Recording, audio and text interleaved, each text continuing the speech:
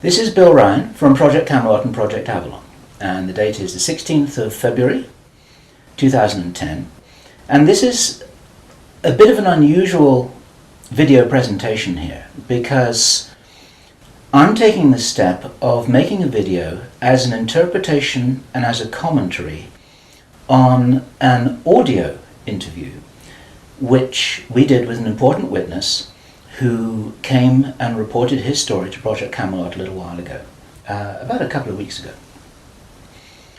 And as with many of our witnesses, this person wanted to remain anonymous, but he has agreed that we transcribe the audio, and so we've got this as a transcript. And this is going to be released at the same time as the video because it's important to be able to read the transcript at the same time as you're considering what I'm saying about it here. And as we come into this story, you're going to understand exactly why it's important to get all the information, to hold it all into a very fine balance. Now, this is a British person, and he worked in the British military for a number of years. And after he retired from the military, he worked in the City of London, in a fairly senior position, in a respected position, in the City of London. And for those people watching this video who don't know about the City of London, the City of London is it's like an enclave. It's like a financial enclave in the heart of London itself. Some people consider it almost a little bit like the Vatican. It's very old, it's very ancient.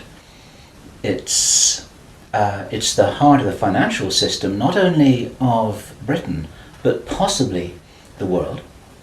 Many researchers consider that it's very likely that the City of London calls the shots on the financial systems in America. They've got control over the Federal Reserve, the Bank for International Settlements, a whole bunch of things that happen. This is like the nerve center of the financial world. And it's very Masonic, it's very ancient, it's very traditional. And our source attended a number of meetings with senior Masons. And while many of these were interesting, they were routine by City of London standards. They were discussing financial affairs and so on and so forth. And then in the June 2005, he attended another meeting that he thought was going to be a routine meeting, but actually this was something rather unusual, and he realized it was unusual as soon as he arrived. In fact, in his interview with us, the one which we have the transcript of, you will see that he says that he felt it was an accident that he was there. He shouldn't really have been there. He didn't know what was happening. And as such, he didn't really participate in the meeting. He was there as a little bit as a fly on the wall. He was just listening to what was happening. And at first he didn't even understand what was being discussed.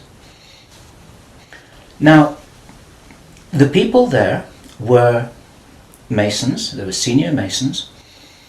They were about 25 or 30 people there, including senior politicians who most people in the UK would recognize by name. I do not know who they were. He didn't name them, and I didn't ask them, but he said these are well-known names. The chief of police was there, representatives from the church, representatives from the military, 25 or 30 people.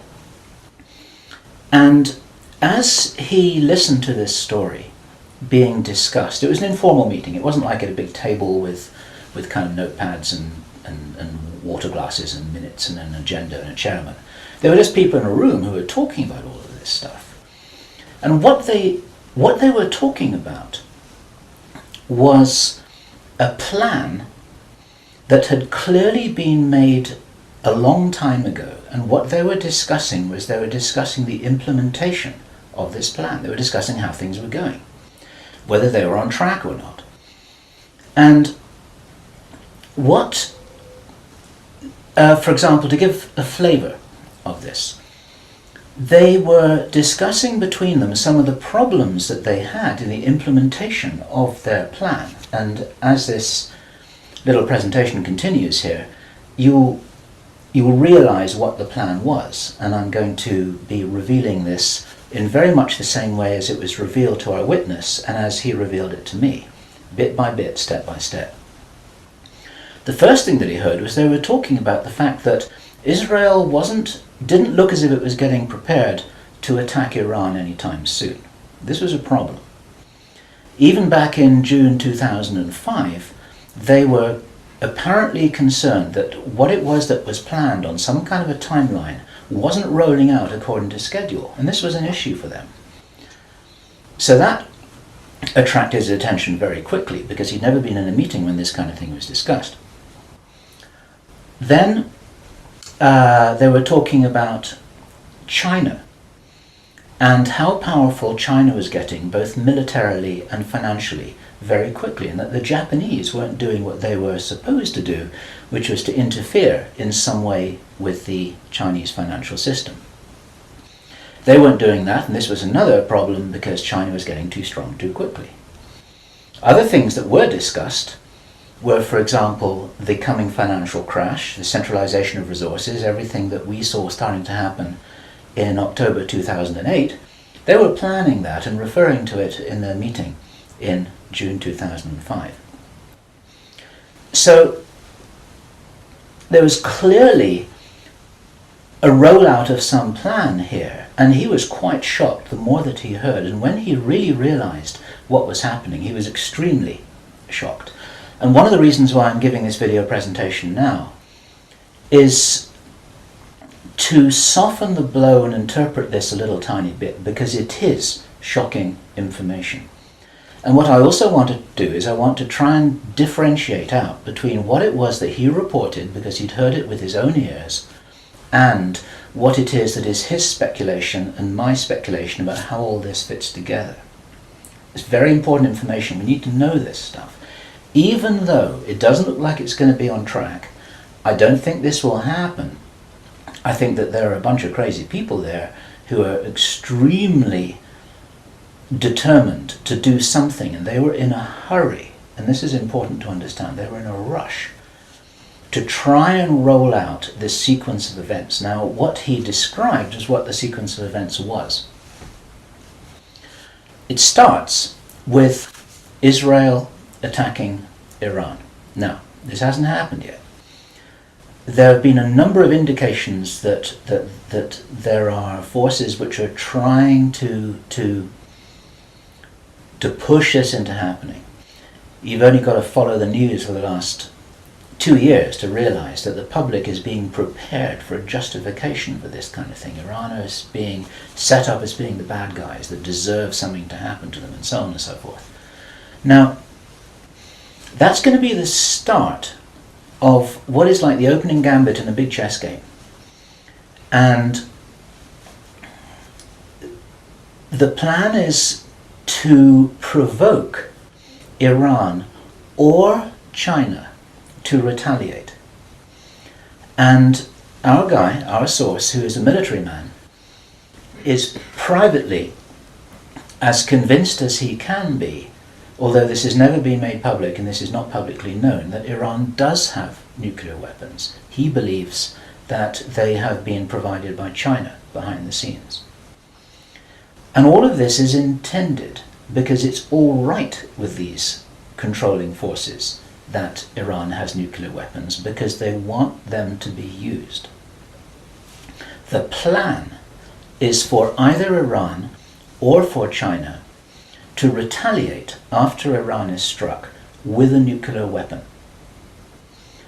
At that point, there will be a limited nuclear exchange in the Middle East, followed by a ceasefire. He heard this being planned in this meeting. This is being choreographed. It's like the script for a movie. This is exactly what's intended to happen. And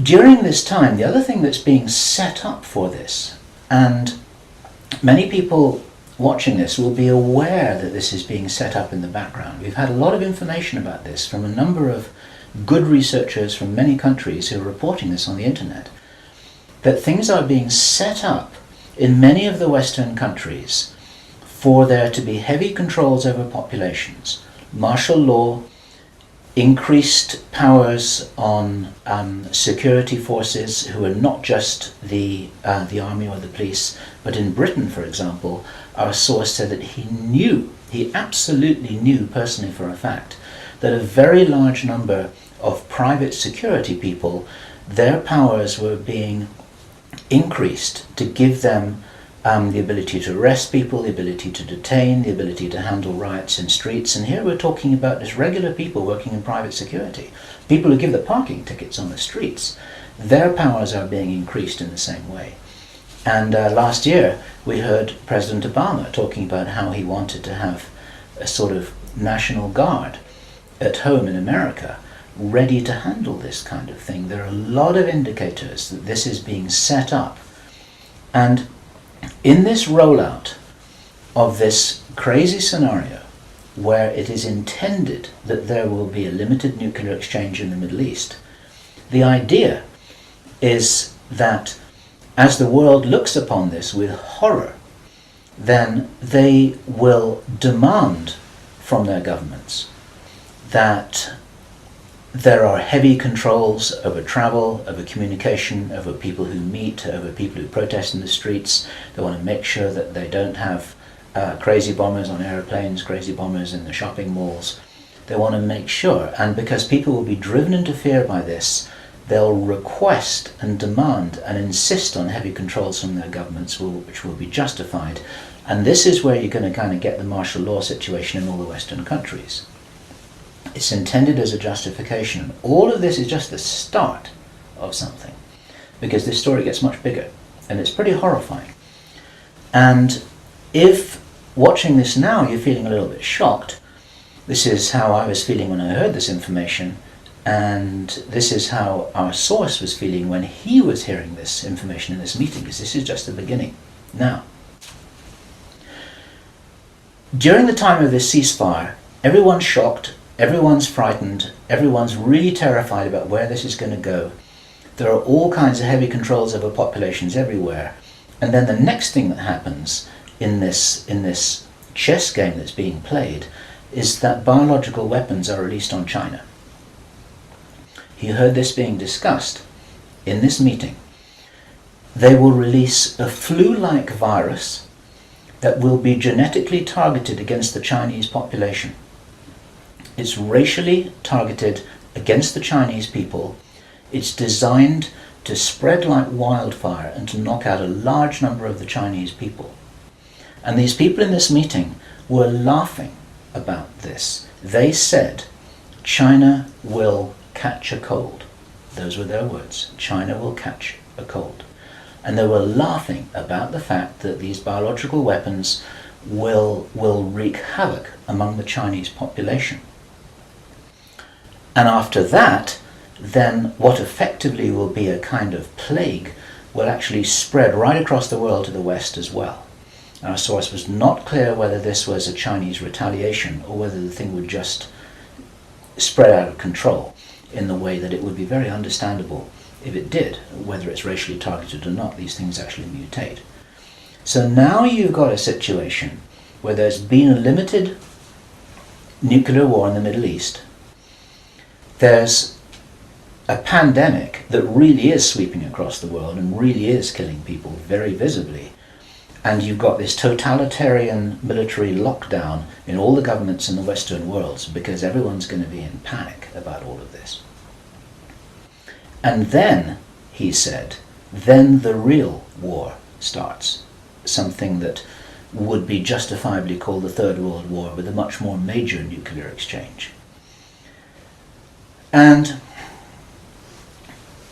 at this point, I asked him, is this just about population reduction? What is this about? Why are they doing this? Why this insane Dr. Strangelove plan for just unleashing all of this stuff on the world? Why do it? Now, as our conversation went on, I started to find answers to those questions. Now, some of this is speculation. I want to share this speculation with you because it's important enough that we work together here to figure out what's going on. And there are some clues, there's some very important clues that I'm going to present to you here in this video. He said absolutely it's about population reduction. So I said, well, in this meeting, did they mention any figures? And he said, yes, they did, 50%. Half the world's population. This is planned as per the Georgia Guidestones. For those of you who don't know what the Georgia Guidestones are, it's a stone monument in Georgia in America that was erected anonymously a number of years ago. It's in 8 languages, and it's like an Illuminati manifesto for a new world, as it were. And just hold that thought about this being a manifesto for a new world. This is an important concept here in what I'm presenting. One of the key parts of this manifesto for this new world is that there should be a population of 500 million people. Now, 500 million people is an enormous reduction from the nearly 7 billion that we've got at the moment. That's pretty much 95% of people who would no longer be on this planet. And 50% is a step towards that. And there's a reason why they're doing all of this. There's a reason why they're in a hurry. There's a reason for this insanity. And when he was explaining this, then he said that they have a name for this plan. This project has got a name. And I said, well, what is this name? He said, it is called the Anglo-Saxon Mission. The Anglo-Saxon Mission. Now, I'd heard that before. It was something historical, I think, to do with the Crusades quite a long time ago. But I hadn't heard it in the present day context, and neither had he. And later on, as he continued to tell his story, I began to understand what I thought this might be about. Hence the title of this video, and the reason why I want to share this information with you, because we need to work together to figure out what's going on here. It's extremely important to understand. There's a plan, I believe, that Hitler would be proud of, which is so evil, it's so Machiavellian, it's so hard to face up to, it's so unbelievable, that I need to put it on the table for you so that you can consider whether or not this might be a possibility. The plans that I've been describing are definitely a possibility because he heard them with his own ears in this meeting. Everything I've described up until now, up to and including a major outbreak of hostilities after the limited war. So the sequence is as follows. The planned sequence is as follows. Israel attacks Iran, then there's a ceasefire, then during which time there is heavy governmental military controls over populations in all Western countries. Then China is attacked by a biological weapon. It's a flu-like disease that spreads like wildfire. This goes all over the world, and then they have a major Third World War. And then, by this time, 50% of the population will be destroyed. And not only because of the war or the plague, but because, as many of you watching this will understand, the infrastructure goes down in situations like this. There's no food in the supermarkets, there's no gas in the pumps, the telecommunication goes down, there may not even be water coming out of the taps. People are kind of thrown back into a Victorian era without the facilities to handle this, because most people don't have their vegetable gardens, they don't have their horse and cart, they're not able to survive in the way that we used to be able to. We're very, very vulnerable in our technological advancement. We're extremely vulnerable, and of course the controllers know this.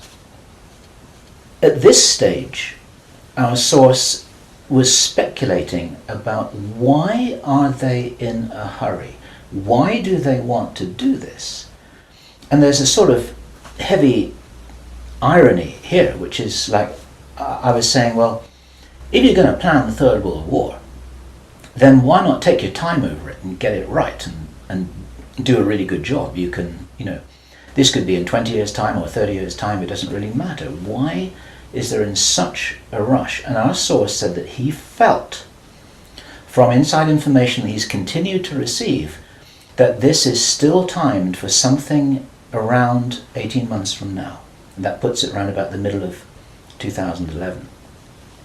He doesn't know this for sure because these events aren't calendar driven. They're actually event sequence driven. In other words, this has got to happen before that happens, and then after that the next thing can happen, then after that the next thing can happen. So a whole lot of things have got to be in place before all the dominoes fall over, so to speak. And they seem to be behind schedule in some of this. There are some planned events that definitely haven't happened.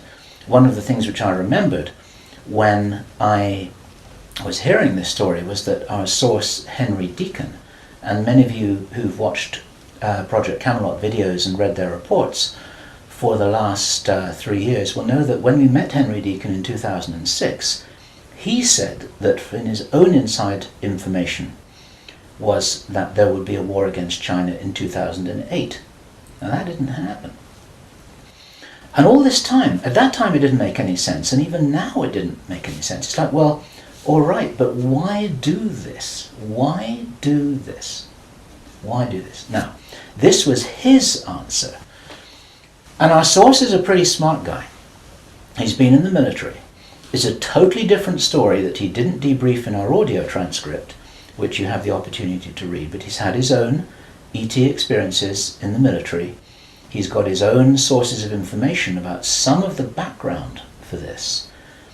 He says that he's as sure as he can be that the people who are calling the shots in the world, you can call them the Illuminati, the controllers, the cabal, whatever name you have for them, they believe that there is going to be what he called a geophysical event, a major geophysical event.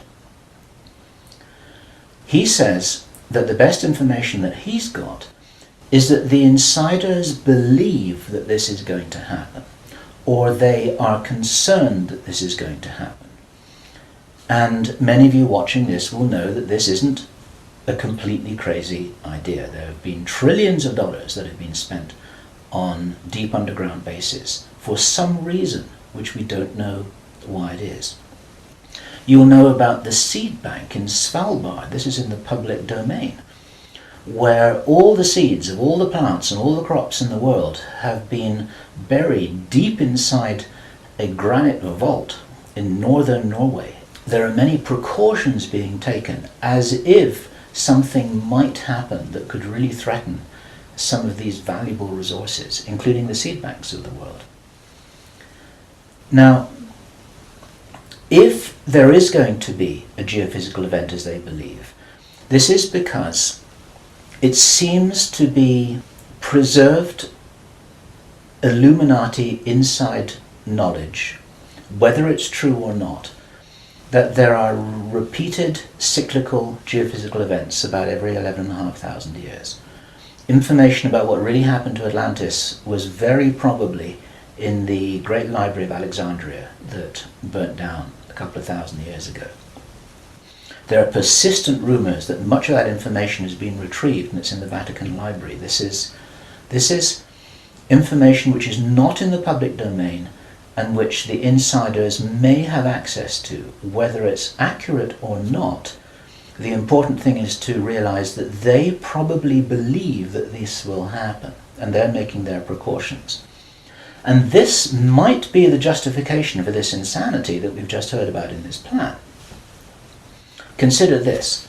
He said, if there's going to be a major geophysical event, something like a pulse shift, maybe it's Planet X, maybe it's some kind of energetic phenomenon that the solar system is going to be moving into, that's going to somehow destabilize the Earth or the Earth's crust in some way. We don't know. But if there were to be a major emergency like that, something that would actually make a war look very inconsequential, the thing that will help the human race to survive it, or will help parts of the human race to survive it, is if there is already emergency preparedness in place before it happens. In other words, If you knew that there was an emergency coming, if you knew, for instance, that there's a hurricane coming in to hit your city, then you put all the emergency preparedness in place beforehand. You have the troops ready, you have the infrastructure ready, you have the military ready, you have everything that you need ready to handle this situation so you can respond and react and recover in the best possible way. Our source suggests that the reason for this whole Third World War scenario is that then the Western governments, with the Chinese out of the way, will be in a state of such totalitarian control of their own population that they will be best equipped to recover and rebuild the new world after a cataclysm. And he thinks that this is what's happening. And I have to tell you that this terrible logic makes sense to me, that they would think that way. I'm not for a moment agreeing that this will happen. I think this is wild, crazy stuff, but if they believe that it's going to happen, then this could be their justification for this kind of plan that we've heard about is really being discussed. And this now is my own speculation right now, which also makes sense to me, and I invite your comments and your thoughts about this. We need to work together to figure out what's happening here. It's called the Anglo-Saxon mission. What that told me was that the reason for the name is because this is a white racist agenda for the inheriting of the new earth. It's a plan that Hitler would be proud of. If they think that a new earth needs to be rebuilt, a new world, think of that little phrase there, if a new world needs to be rebuilt after a cataclysm, they want the Anglo-Saxons to be doing it. They don't want the Chinese to be doing it. They get the Chinese out of the way first, and then the Anglo-Saxons will inherit this new world with the other nations, the Asian nations, the African nations, the South American nations. Presumably, it is assumed that they won't have the resources to be able to handle the situation in any kind of a way that gives them the strength to recover after whatever it is that they think is going to occur.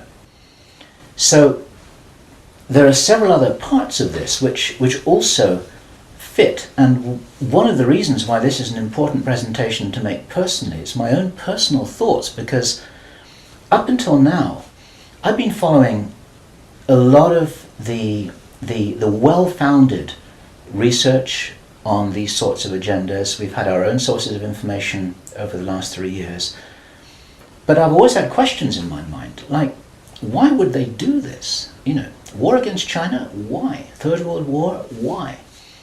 And suddenly, a lot of these things start to make a little bit more sense. It's possible, for example, that when we heard from Jordan Maxwell in our interview with him, which we did at the end of last year, 2009, he described to us how he had researched a number of repeating symbols and images that had been used ever since the time of Hitler, and even long before that, about the dawn of a new day.